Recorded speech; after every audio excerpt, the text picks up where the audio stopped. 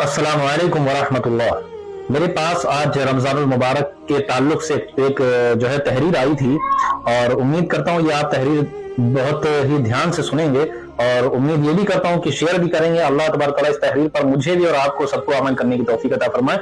आप तहरीर सुने और बिलखुसूस मैं रमजानुल मुबारक के पहले आप तमामी हजरात को रमजानुल मुबारक की आमद पे मुबारकबाद पेश करना चाहता हूँ और आप ये तहरीर जरूर सुने और पूरी सुने बराए मेहरबानी। तहरीर है रमजानुल मुबारक के महीने के लिए चंद हिदायत। पहला, इस बात का ख्याल रखना है कि आपका ताल्लुक एक इंसानी खानदान से है, किसी जंगली कबीले से नहीं। तो जहां कहीं अफ्तार का स्टॉल नजर आए पागलों की तरह टूटना नहीं है। और दूसरी, अपने घर के दस्तरखान पर रहम का मामला करना है, अपने साथ भी और खाने के साथ भी। इतना नहीं भर लेना है कि अफ्तारी के बाद गोया यूं मालूम हो जैसे यहाँ बलवाई आए थे और सब घर वाले लाशों के मानिंद इधर उधर पड़े हैं।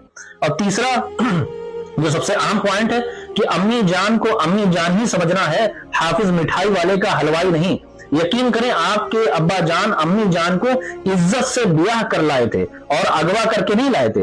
ये आपके सगी अम्मी जान है, इसलिए इतनी फरमाइशें नहीं करनी है कि इनका सारा वक्त महज किचन में पकाने की फिक्र में गुजर जाए।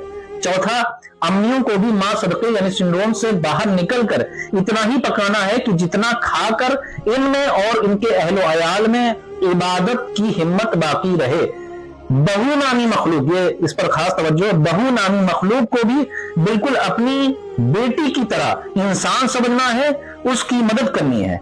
और पांचवा, जवान लड़कियों को फेमिनिस्ट आंटियों के फैलाए हुए एजेंडे से मुतासिर नहीं होना है। खास अय्याम में सहरी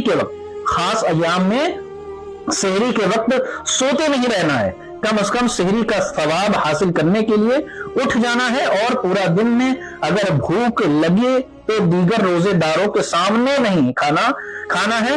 रोजा और रोजेदार का एहतराम अब भी आप पर लाजिम है। और छठा पॉइंट, घर में अगर छोटे बच्चे हैं तो उनकी टीम बना देनी है, पानी की बोतलें उनसे भरवानी है और खाने अफ्तार के बर्तन भी उठवाने हैं। उनको लीडर नहीं बनाना है, उनसे मुनासिब काम लेना है। नौ उम्र लड़की बजाय क्रिकेट के मैचेस खेलने के रमजान की रातों में तफसीर व सीरत के हलकों में शामिल हो।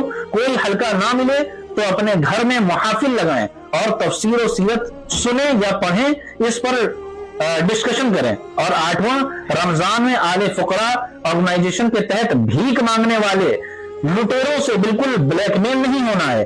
अपना हलाल का पैसा मुस्तहिकीन तक पहुंचाना है, किसी ऐसे इदारे को भी नहीं देना है जो शुतुरमुर्ग वाले दस्तरखान लगाते हों। अपने इर्द गिर्द मुस्तहिकीन तलाश करने हैं और उनको देना है। रमजान महज खाने पीने का, ये असल हिदायत है कि रमजान महज खाने पीने का महीना नहीं है। इस बात को जितनी जल्दी समझ लेंगे रमजान उतना ही बेहतरीन गुजर सकेगा। ये एक तहरीर थी जो मेरे पास आई और बहुत ही अच्छी तहरीर थी, मैंने सोचा कि आप तक पहुंचा दूं।